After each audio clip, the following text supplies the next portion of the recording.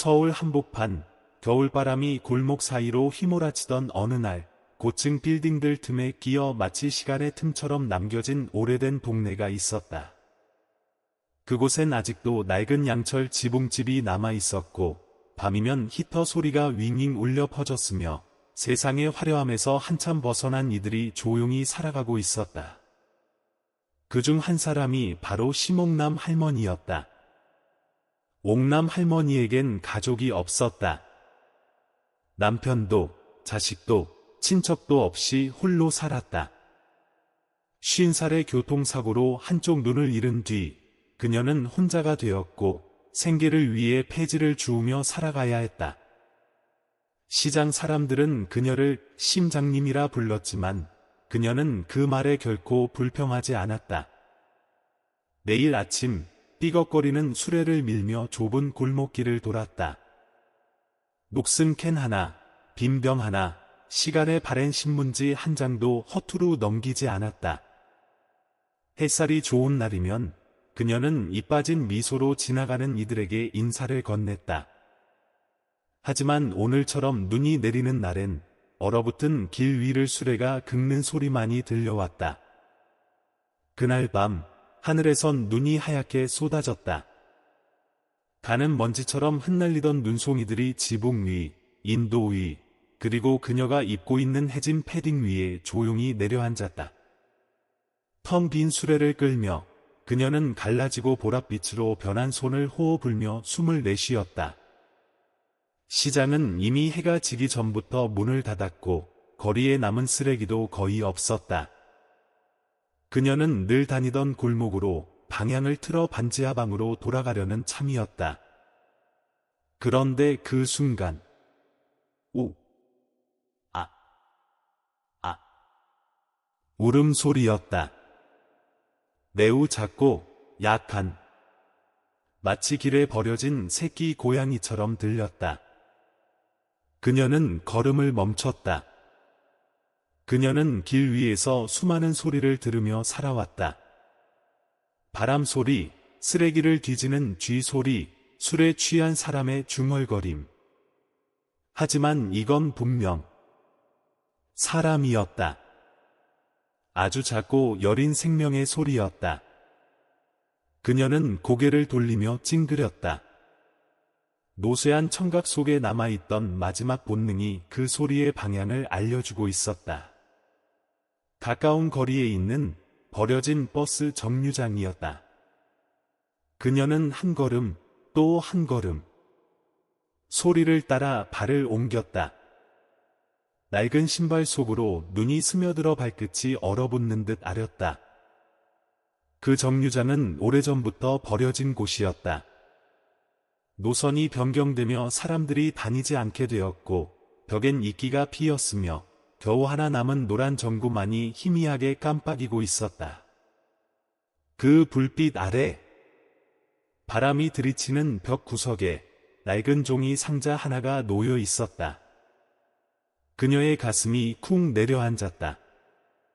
떨리는 손으로 그 상자를 조심스럽게 끌어당겼다. 상자 안엔 아직 탯줄이 남아있을 법한 갓난아이가 아주 얇은 천에 감싸여 있었다.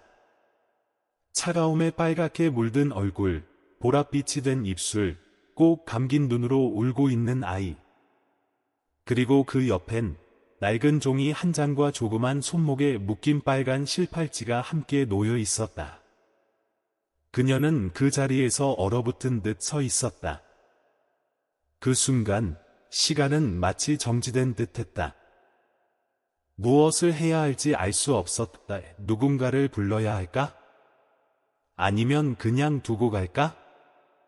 그러나 그녀의 두 다리는 저절로 무릎을 꿇었고 손은 본능처럼 천을 감싸며 아이를 품에 안았다.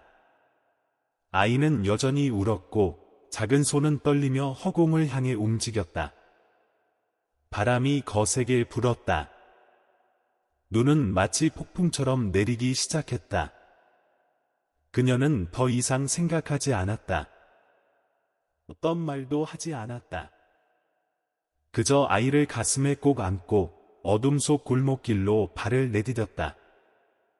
그리고 그녀가 떠난 정류장 뒤편 골목 어귀엔 한 여자가 서 있었다. 그 여자는 윤석영이라는 이름을 가진 이였다. 30을 간 넘긴 듯한 얼굴, 흰색 롱코트를 입고 고개를 깊숙이 숙이고 있었다. 눈물은 얼굴을 적시고 있었고 두 손은 꼭 움켜쥐고 있었다. 그녀는 다가가지 않았다. 이름을 부르지도 않았다. 그저 그 자리에 그림자처럼 서 있었다. 자신이 버린 아이가 낯선 할머니의 품에 안겨 사라져가는 모습을 묵묵히 지켜보고 있었다. 그녀는 상상하지 못했다. 자신이 그 장면에 그렇게 깊이 빠져들 줄은. 눈을 뗄 수가 없었다. 차가움과 외로움, 그리고 죄책감이 뒤섞인 겨울밤. 그 가운데 마치 한 줄기 빛처럼 여위고 작고 늙은 할머니가 갓난아기를 가슴에 꼭 끌어안은 그 모습이 눈앞을 지배했다. 그녀는 조용히 따라갔다. 발소리조차 내지 않으려 조심스럽게. 할머니의 발자국이 남긴 눈 자국을 따라 한 걸음씩. 그리고 마침내 도착한 곳, 정릉의 허름한 반지하방. 찬틈으로 새어나오는 노란 조명 아래 그녀는 그제야 멈춰 섰다. 찬바람이 스며드는 그 작은 방, 얇은 커튼 너머로 희미하게 비친 그림자. 그녀는 다시 한번 말없이 돌아섰다. 그날 밤 윤석영은 익명의 자선단체인 화이트 스노우 재단에 연락했다.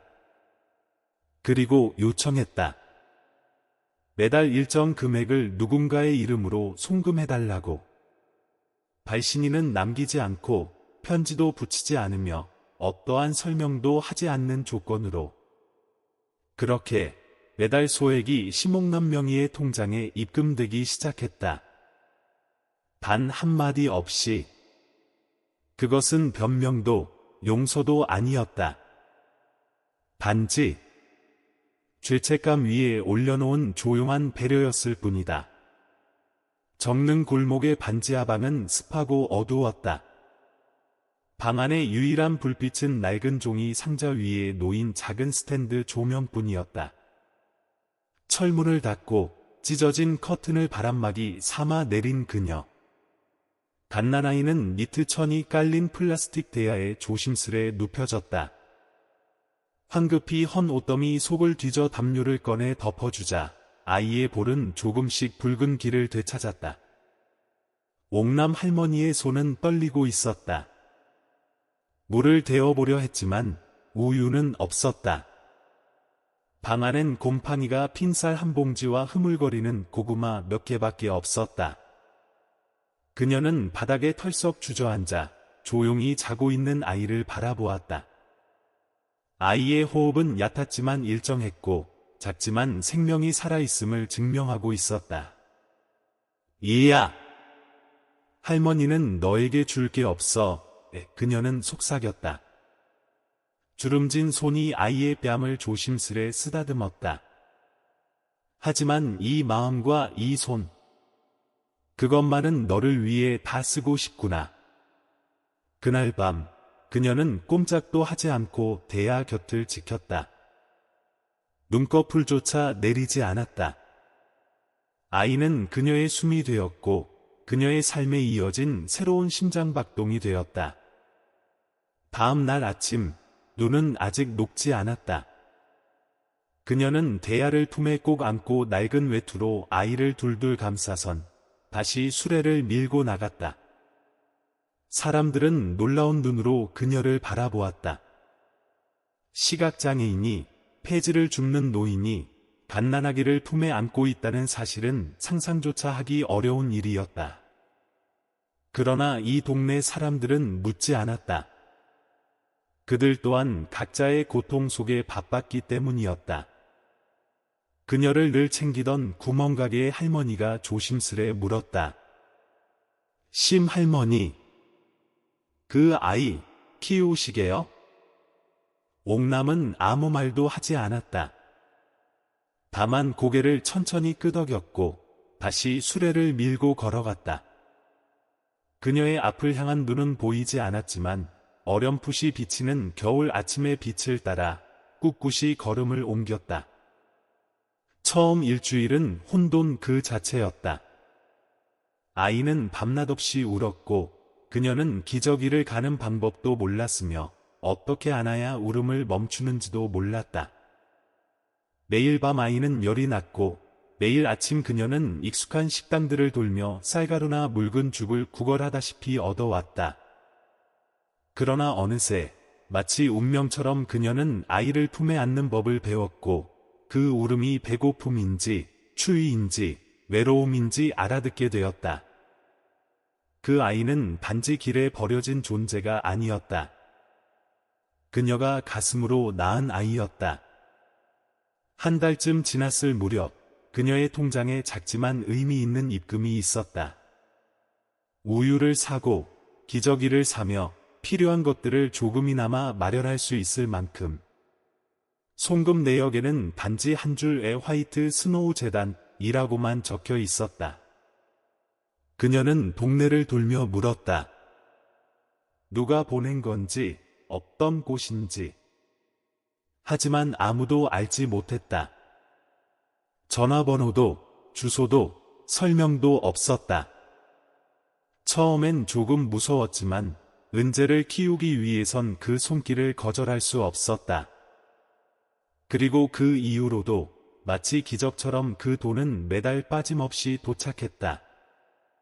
그녀에겐 그것이 하늘의 선물처럼 느껴졌다. 어쩌면 세상 어딘가에서 누군가가 보내준 그 아이의 존재만큼이나 신비롭고 귀한 축복처럼. 시간은 흐르고 흘렀다. 은재는 1살이 되었고 할머니를 부르기 시작했다.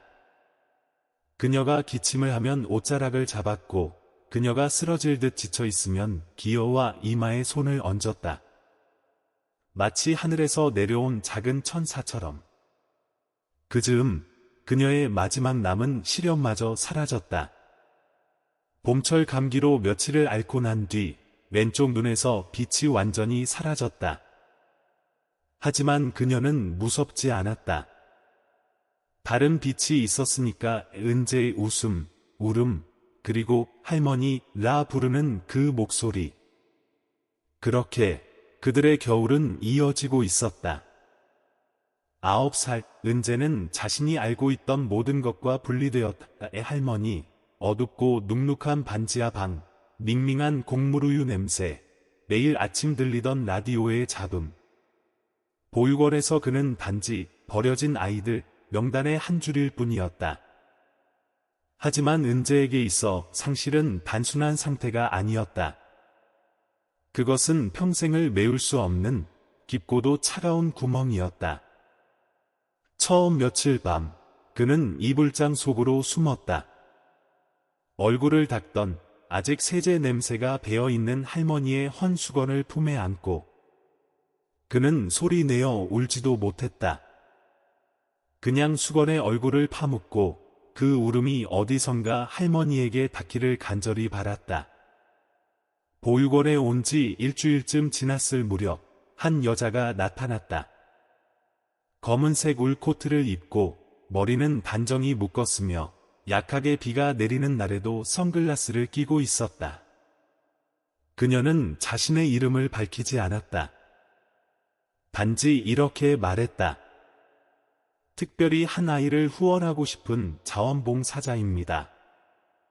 그녀의 시선은 아이들 무리 사이를 천천히 훑었고 마침내 은재에게 멈췄다. 처마 밑에 혼자 앉아 하늘을 바라보고 있던 그 순간 그녀의 눈빛은 묘했다. 다정하면서도 동시에 자신을 거두어들이는 듯했다. 그녀는 말없이 몇 분간 그 자리에 서 있다가 조용히 돌아섰다. 그날 은재는 전혀 몰랐다. 그리고 앞으로도 오랫동안 알 수 없었다. 그것이 자신의 생모가 처음으로 커져가는 아들의 모습을 지켜본 순간이라는 것을. 그 후로도 그 여자는 몇 차례 더 보육원에 들렀다. 하지만 단 한 번도 은재에게 다가오지 않았다. 멀찍이 떨어진 곳에서 이름 없는 과자 상자 몇 개, 책 몇 권, 따뜻한 니트 몇 벌을 놓고 갈 뿐이었다. 보육원 선생님들은 그녀를 익명의 후원자라 불렀다. 그녀가 올 때마다 은재는 어딘가 모르게 익숙한 기분이 들었다. 하지만 그 감정은 늘 허공에 머물 뿐 현실의 어떤 말이나 행동으로 이어지지 않았다. 그렇게 시간이 흘렀고 어느 날부턴가 그녀는 다시는 오지 않았다. 누구도 그녀에 대해 언급하지 않았다. 마치 가을날 스쳐간 찬바람처럼 그녀는 자취도 남기지 않고 사라졌다. 다만 마음 한구석에 오래도록 잊히지 않는 흔적만을 남긴 채 시간은 다시 흘러갔다. 은재는 점점 집단 생활에 익숙해졌지만 결코 어울리지 않았다. 그는 유난히 공부를 잘했다. 두드러지고 싶어서가 아니었다. 막연한 두려움 때문이었다. 자신이 눈에 띄지 않으면 이 세상에서 완전히 잊힐 것 같은 공포. 그것은 할머니가 언젠가 했던 말과도 같았다. 착하게 살아야 한단다. 그래야 길가의 쓰레기처럼 버려지지 않아. 그는 도서관에 틀어박혀 책을 읽었다. 복지제도, 입양 절차, 보호 아동 관련 법률. 무엇이든 닥치는 대로. 목표는 단 하나였다. 할머니를 찾는 것. 15살, 은재는 보육원을 나왔다. 반기숙제 고등학교 장학금을 받아 입학했고 근처의 작은 책방에서 아르바이트를 하며 생계를 꾸려갔다. 어릴 적의 희미한 기억을 더듬으며 그는 다시 정릉의 골목들을 걷기 시작했다. 골목 하나하나, 오래된 구멍가게, 시장 입구까지. 그곳엔 혹시나 아주 작은 흔적이라도 남아있을지 몰랐다. 그는 나이 든 사람들을 붙잡고 물었다. 혹시 여기 시목남 할머니라고? 시각장애인이셨고 반지하에 혼자 사셨던 분 기억하세요? 대부분은 고개를 저었다. 몇몇은 잠시 생각하다가 조심스레 말했다. 아, 그분. 오래전에 돌아가셨지 아마. 폐지 줍고 애 하나 키우셨던 분 아닌가. 그 말을 들을 때마다 은재의 가슴은 죄어왔다. 하지만 그는 포기하지 않았다. 매주 주말이면 책방 일 끝나자마자 거리로 나섰다. 비가 와도 눈이 와도 돌아오면 그날들은 이야기들을 모두 수첩에 적어두었다. 낡은 가죽 표지의 그 수첩. 첫 장엔 삐뚤빼뚤하게 그린 그림이 붙어 있었다. 자신과 할머니가 함께 수레를 끌고 가는 모습. 그리고 마침내 그는 이전까지는 상상조차 하지 않았던 결정을 내렸다. 한 방송사에 가족을 찾아드립니다. 프로그램에 사연을 보낸 것이다. 편지에는 이렇게 적혀 있었다. 할머니가 살아계신지 몰라요. 하지만 저는 정말 그런 분이 계셨다는 것만 알고 싶어요. 그리고 그분이 저를 사랑해 주셨다는 것만 확인하면 됩니다. 한 달 뒤 방송이 나갔다. 화면 중앙에 선 은재. 눈가엔 눈물이 맺혀 있었고 목소리는 자꾸만 떨렸다. 할머니, 듣고 계시다면 숨지 마세요. 부끄러워하지 마시고요. 저는 단 한 번도 할머니를 원망한 적 없어요. 단 한 번만, 꼭 한 번만이라도 다시 뵙고 싶어요. 방송이 나간 며칠 후 한 통의 전화가 걸려왔다. 강원도 영월의 산골 외딴 지역의 작은 요양원에서였다. 전화를 건 이는 젊은 간호사였다. 혹시 이분이 찾고 계신 분일 수도 있을 것 같아서요. 많이 말씀은 안 하시는데요. 자주 꿈속에서 은재야, 하고 부르세요. 은재는 짐을 싸고 곧장 서울을 떠나는 버스에 몸을 실었다. 평소의 자원봉사나 심부름과는 달랐다. 손바닥엔 땀이 배었고 숨이 막힐 만큼 긴장됐다. 거의 10년, 그가 마지막으로 할머니의 목소리를 들은 지, 반지하 방의 희미한 불빛 아래 반짝이던 눈동자를 본 지, 그만큼의 시간이 흘렀다. 영월은 마른 바람과 조용한 소나무 숲으로 그를 맞았다. 마을 끝자락, 오래된 2층 요양원. 벽엔 이끼가 끼어 있었고 공기 속엔 소독약과 식은 빵 냄새가 은은하게 섞여 있었다. 간호사가 그를 207호로 안내했다. 기억은 많이 흐릿하신 것 같아요. 오늘도 조용히 계실지 몰라요. 그래도 한번 말 걸어보세요. 문이 열렸다. 작은 방 안, 오래된 나무 옷장과 국화꽃이 든 병 하나. 창가에 앉은 여인 노인의 얼굴엔 세월의 흔적이 깊이 새겨져 있었다. 그녀의 눈은 안개처럼 뽀얗고 창밖을 향해 멍하니 시선을 두고 있었다. 시목남의 아니, 잊혀진 본래의 이름. 정화. 은재는 말을 잃었다. 그는 이 만남을 수없이 상상했다. 할머니가 그를 알아보고 이름을 부르며 눈물 흘리며 안아주는 모습을. 하지만 지금 그녀는 아무 말 없이, 아무 표정 없이 그를 바라보지도 않고 있었다. 첫날은 그렇게 지나갔다. 둘째 날, 그는 다시 요양원을 찾았다. 손엔 겨울마다 할머니가 사주던 귤 한 봉지를 들고. 셋째 날, 오래된 헌수건을 그녀 손에 쥐어주었다. 바로 그 눈 오는 날 밤, 자신을 감싸주었던 그 수건. 넷째 날, 라디오 소리를 담은 오르골을 틀었다. 할머니가 매일 아침마다 틀어놓던 그 채널의 녹음본. 다섯째 날, 정전이 되던 밤마다 그녀가 들려주던 동화를 읽어주었다. 종이 학 이야기. 그리고 여섯째 날, 은재야. 처음엔 바람 소리처럼 들렸다. 그는 놀라서 고개를 돌렸다. 할머니가 그를 바라보고 있었다. 눈엔 물기가 고였고 손은 가늘게 떨리고 있었다. 정말 너냐?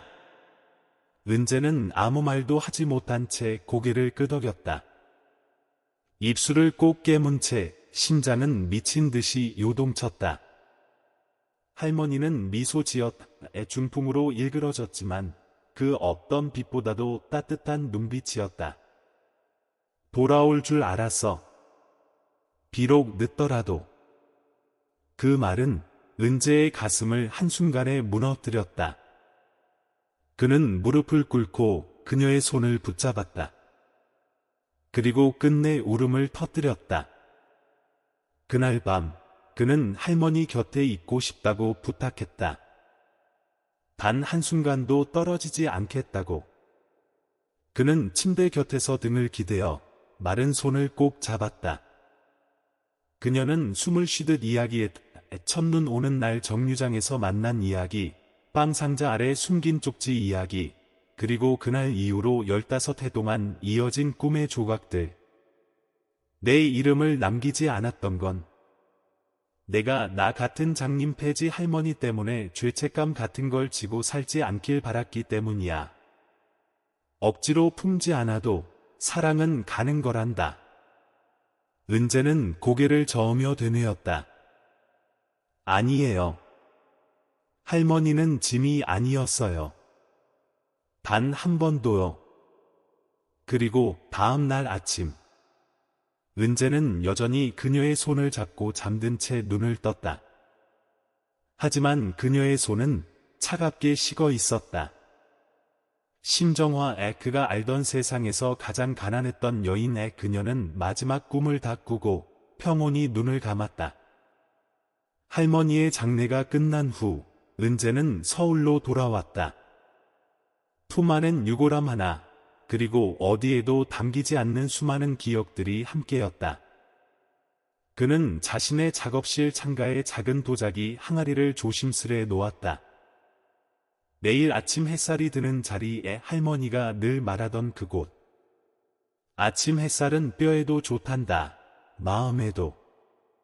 하지만 그날 이후로 은재 마음속엔 조용히 무너지는 무언가가 있었다. 이름 붙일 수 없는 공허함.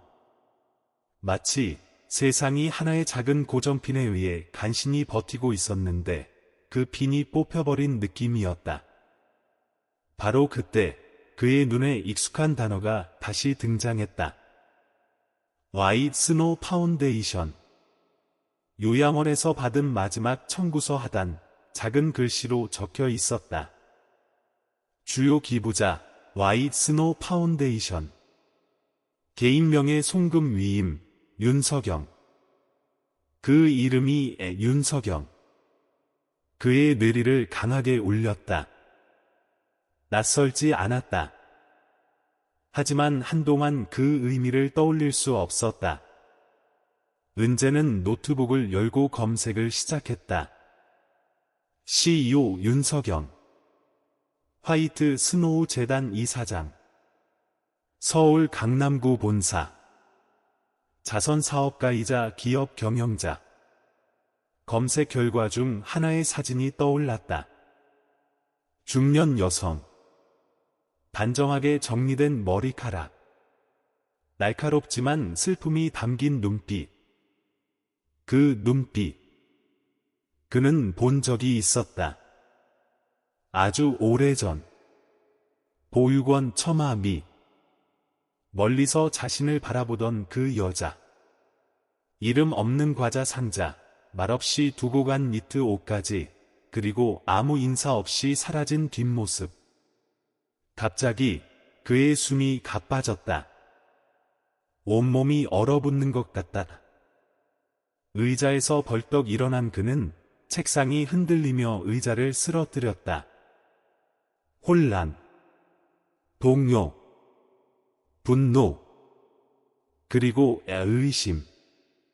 그는 서랍을 열었다. 수첩을 꺼냈다. 시간 속에 누렇게 바랜 낡은 공책. 마지막 장 사이에 조심스레 끼워진 종이 한 장. 그 종이는 오래전 빵 상자 속에 숨어있던 쪽지였다. 낡고 접힌 흔적이 선명한 볼펜으로 휘갈겨 쓴 글씨. 혹시 누군가 아이를 찾으러 오면 그냥 이 아이를 남겨주세요. 이 아이는 살아야 할 이유가 있는 아이입니다. 사인은 단 2글자, 윤S. 그는 숨을 멈췄다. 마치 퍼즐 조각들이 머릿속에서 하나씩 맞춰지듯. 그날 정류장에 버려진 아이. 호화로운 저택의 한적한 구석에서 서연은 엄마와 낯선 남자의 낡은 사진을 조용히 바라보았다. 엄마의 서재, 책장 뒤 숨겨진 서랍에서 찾은 사진이었다. 유린이 대영과의 만남 후 돌아왔을 때 서연은 거실에서 기다리고 있었다. 울지도 화내지도 않고 그저 조용히 물었다. 저는 성필 씨 딸이고 민준이는 엄마랑 저 대연 아저씨 아들인 거죠? 유리는 멈칫했다. 그녀는 더 이상 숨길 수 없다는 것을 알았다. 그래, 얘야. 서연은 슬프게 웃었다. 그럴 줄 알았어요. 그 애가 엄마를 망설임 없이 엄마라고 불렀을 때부터 알았어요. 아이는 잠시 침묵하다가 말을 이었다. 저는 성필 씨가 싫어요. 그 사람을 아빠라고 부르기 싫어요. 그가 저를 한 번도 사랑한 적 없다는 거 알아요. 저는 그냥 엄마가 행복했으면 좋겠어요. 여기서 떠나야 한다면, 가난한 단칸방에서 살아야 한다면 저는 괜찮아요. 엄마가 웃기만 하면 그걸로 충분해요. 유리는 딸을 품에 안았다. 그녀는 이것이 단지 용서가 아니라 동행이라는 것을 알았다. 그 순간부터 한 가지 결정이 내려졌다. 유리는 떠날 것이다. 호화롭지만 가짜인 삶에서. 그녀의 젊음을 망치고 아들을 잃게 만든 독재적인 남자에게서. 진짜 삶을 되찾기 위해 아이들과 그리고 어쩌면 대영과 함께. 저택에서의 마지막 밤, 유리는 민준을 품에 안고 방에서 하룻밤을 꼬박 잤다. 서연은 몰래 엄마와 동생의 옷을 하나씩 꺼내 여행 가방에 쌌다. 바람 한 점 없는 복도에는 창살 사이로 비치는 달빛과 금으로 만든 새장에서 벗어나 사람으로 돌아가려는 작은 그림자들 뿐이었다. 주말 밤, 최 씨 저택은 자정 가까이 이어진 손님 접대 후 정적에 잠겼다. 1층은 잠시 불이 켜져 있다가 서서히 꺼졌고 현관의 희미한 노란 불빛만이 차가운 대리석 벽에 얼룩덜룩 비쳤다. 어둠 속에서 큰 그림자 하나와 작은 그림자 하나가 조용히 나무 계단을 내려왔다. 슬리퍼 소리는 거의 들리지 않았다. 유리는 간단한 티셔츠 차림에 작은 여행 가방 하나를 들고 있었다. 서연은 엄마 뒤에 바짝 붙어 미리 싸둔 천 배낭을 메고 있었다. 보석도 귀중품도 없었다. 낡은 옷 몇 벌과 소중한 기념품뿐이었다. 민준이의 사진, 유린이 대학 시절의 작은 앨범, 그리고 서연의 낡은 곰 인형. 그들은 뒷문의 자물쇠를 조심스럽게 열었다. 잠금 장치가 딸깍하는 소리가 마음속에서 큰 폭발음처럼 울렸다. 유리는 마지막으로 주위를 둘러보았다. 후회해서가 아니라 스스로에게 확인하기 위해서였다. 이제 그녀는 금으로 만든 새장을 떠나 돌아보지 않을 것이라고. 하지만 뒷마당에 발을 내딛자마자 정원 조명이 대낮처럼 환하게 켜졌다. 유리는 그 자리에 얼어붙었다.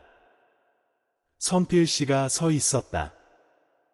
온몸이 그림자에 덮여 얼굴은 어두웠다. 마치 배신당한 독재자의 현신 같았다. 이 시간에 어딜 가는 거지? 그의 목소리는 낮았지만 위험이 가득했다. 서연은 겁에 질려 엄마 뒤로 물러섰다. 유리는 딸의 손을 꽉 쥐고 이를 악물고 앞으로 나섰다. 평정을 유지하려 애썼다. 가고 싶어요. 이 집에서 단 하루도 더 살 수 없어요. 선필 씨가 비웃으며 다가왔다. 그의 뒤에 선 두 명의 경호원은 조용하지만 위협적인 검은 그림자 같았다. 내가 내 딸을 그렇게 쉽게 데려갈 수 있을 거라고 생각해? 걔는 내 딸이야. 내 친딸이라고. 아무도 걔를 어디로도 데려갈 수 없어. 서연이 뒤에서 눈물을 터뜨렸다. 아빠는 한 번도 저를 딸로 생각한 적 없어요. 엄마랑 저를 사랑한 적도 없다고요. 저는 이 집이 지긋지긋해요. 내가 너를 어릴 때부터 키웠고 교육시켰고 호화롭게 살게 해줬어. 내가 감히 나를 배신해? 그가 으르렁거리며 갑자기 손을 높이 들었다. 하지만 이번에는 손이 내려오기 전에 한 인형이 뛰어들어 막아섰다. 그만둬. 한 번만 더 그들한테 손대면 당신은 나한테 죽어. 대연이 낡은 재킷을 입고 숨을 헐떡였지만 눈빛은 강철 같았다. 그의 뒤로 한때 함께 일했던 3명의 중년 노동자들이 다가왔다. 각자 손에는 몽둥이나 간단한 도구를 들고 있었다. 분위기가 팽팽하게 당겨졌다. 선필 씨는 잠시 물러섰다가 고개를 쳐들었다. 너희 같은 가난한 막노동꾼 몇 명이 나를 막을 수 있을 거라고 생각해? 대연이 눈을 가늘게 떴다. 당신을 막을 필요는 없어. 그들을 데리고 나갈 시간만 벌면 돼. 바로 그때 서연이 엄마에게서 벗어나 유린을 끌어안았다. 도망가요, 엄마. 저는 괜찮아요. 먼저 가요. 생각할 겨를도 없이 유리는 딸의 손을 잡고 세 사람은 미리 준비된 낡은 오토바이가 있는 뒷문으로 달려갔다. 외침, 쫓아오는 발소리, 으르렁거리는 엔진 소리가 동네 전체에 울려 퍼졌다. 대연의 낡은 오토바이는 세 사람을 싣고 밤속으로 질주했다. 뒤에서는 성필 씨의 차가 경적을 울리며 쫓아왔다. 헤드라이트는 마치 악마의 눈처럼 골목 구석구석을 훑었다. 대연은 건설 노동자 시절 익혔던 길을 따라 마포구의 낡은 동네 사이를 실처럼 엮인 작은 골목으로 빠져나갔다. 유리는 그의 등에 바싹붙어 터져나오는 울음을 감추려 그의 어깨에 얼굴을 묻었다. 서연은 가운데 앉아 엄마의 옷을 꽉 쥐고 눈을 꼭 감았다. 헤이리네로 갈 거야. 거기서 며칠 지내자. 걔는 아무한테도 말 안 할 거야. 대연이 결의의 참 목소리로 말했다. 유리는 고개를 끄덕였다. 아무 말도 할 수 없었다. 그들은 강가의 허름한 연립주택 단지에 멈춰 섰다. 방은 비좁고 축축했지만 문을 닫자 마음이 놓였다. 민준이는 오후부터 거기에 있었고 혜일 씨의 어린 딸과 놀고 있었다. 엄마와 누나가 뛰어 들어오는 것을 보자 아이는 울음을 터뜨리며 유린을 끌어안았다. 엄마! 너무 무서웠어요. 다시는 엄마를 못 볼 줄 알았어요. 괜찮아, 이야. 이제 안전해. 유리는 두 아이를 품에 안았다. 그녀에게는 화려한 집이 필요 없었다. 단지 이렇게 아이들을 품에 안을 수 있는 것만으로도 충분했다. 그는 한 장의 기록을 인쇄의 지갑 속에 넣었다. 아직 보여주지 않은 이야기. 어쩌면 언젠가 그녀에게 다시 건넬지도 모를 이야기.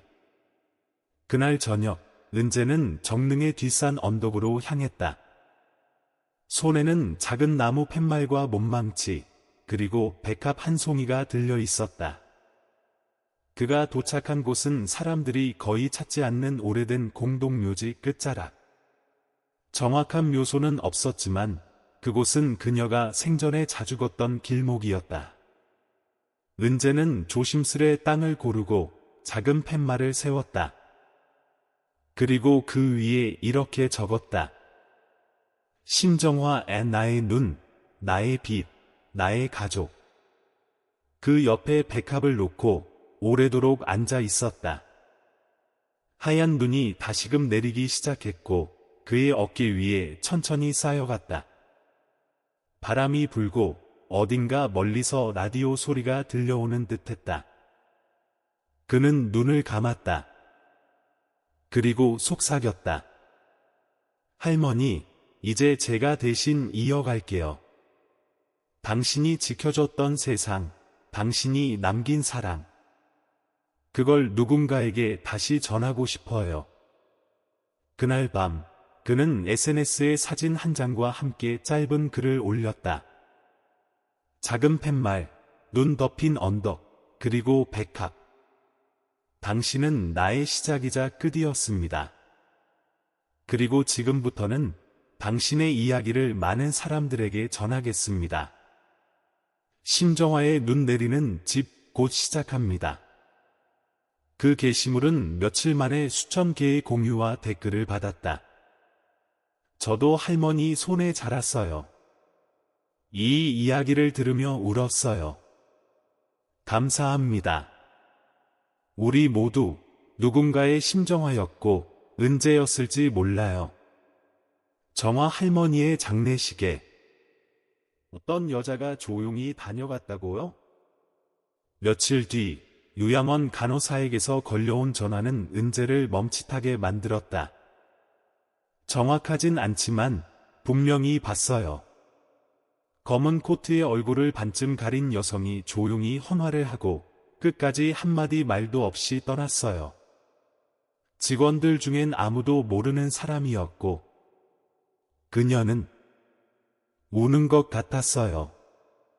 은재는 아무 말도 하지 못한 채 휴대폰을 바라보았다. 윤석영의 그녀였다. 그는 직감할 수 있었다. 결국 오셨군요. 그가 마지막으로 본 그녀의 뒷모습이 떠올랐다. 그날 정릉역 앞 서로 아무 말 없이 헤어진 그 순간. 하지만 그녀는 이 모든 이별의 장면 속에 그림자처럼 항상 존재해왔던 것이었다. 그는 묘한 안도감과 동시에 가슴 저린 죄책감을 느꼈다.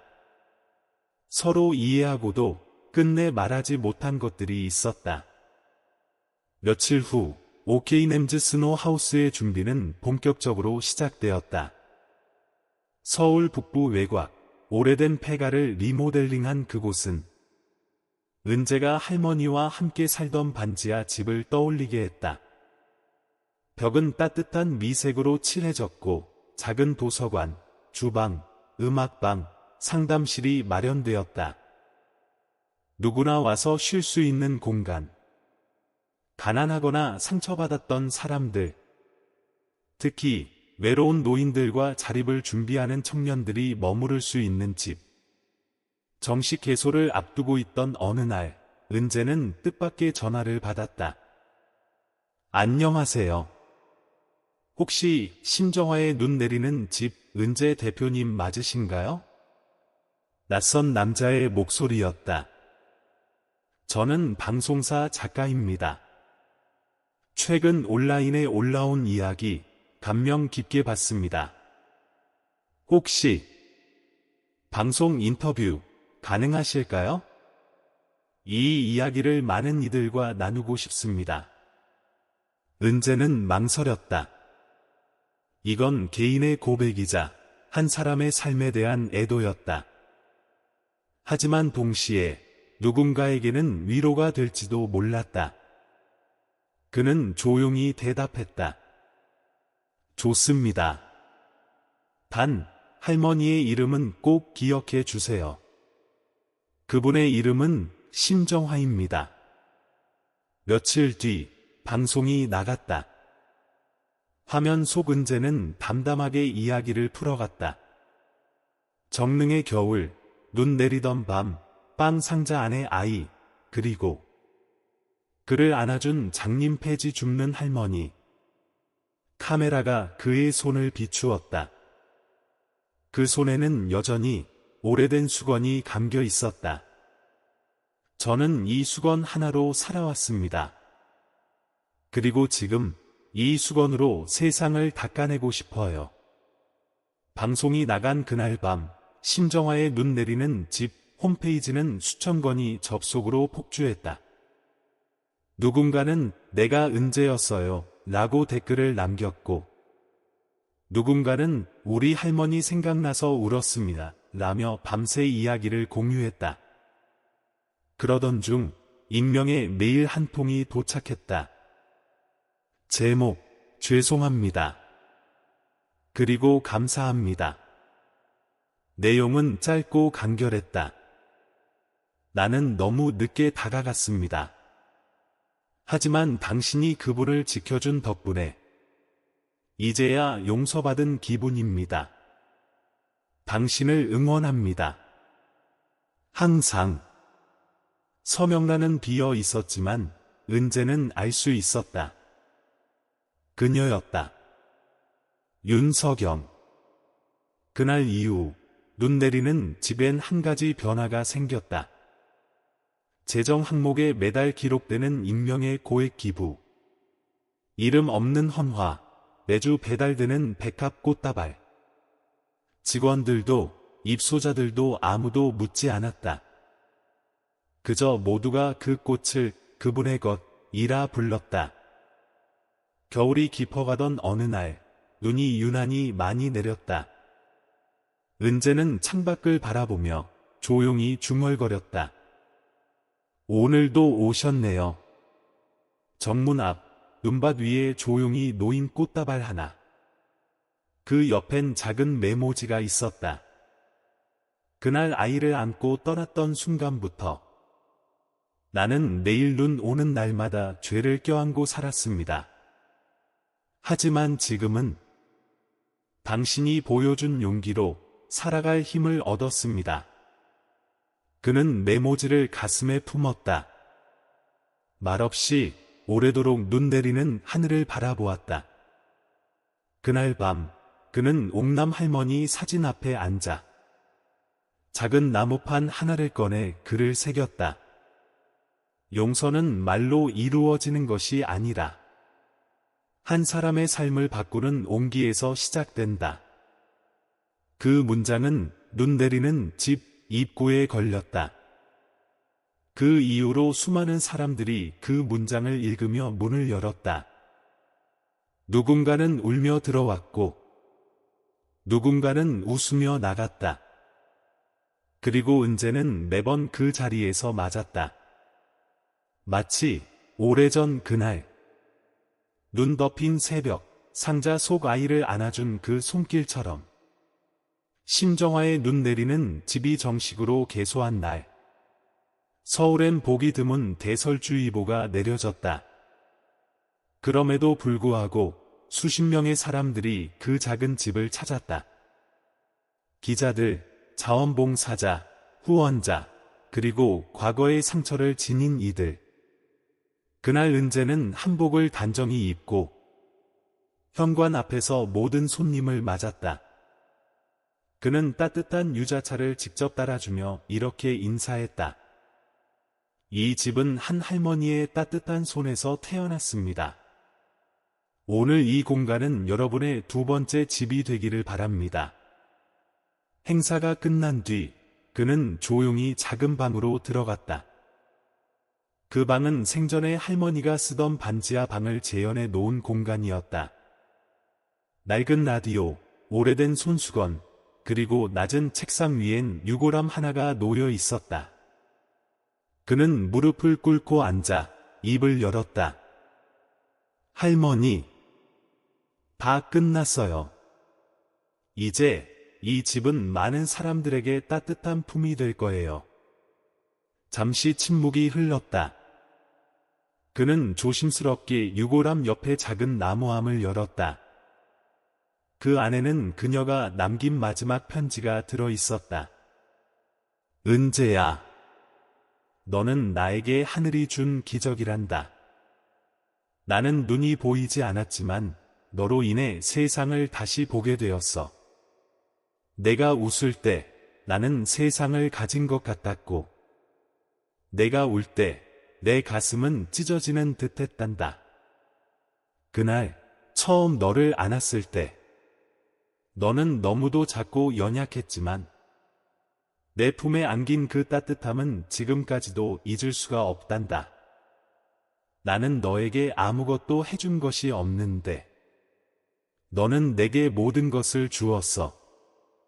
고맙다. 내 아이야. 이제 너는 나 없이도 세상을 따뜻하게 안아줄 수 있는 사람이 되었구나.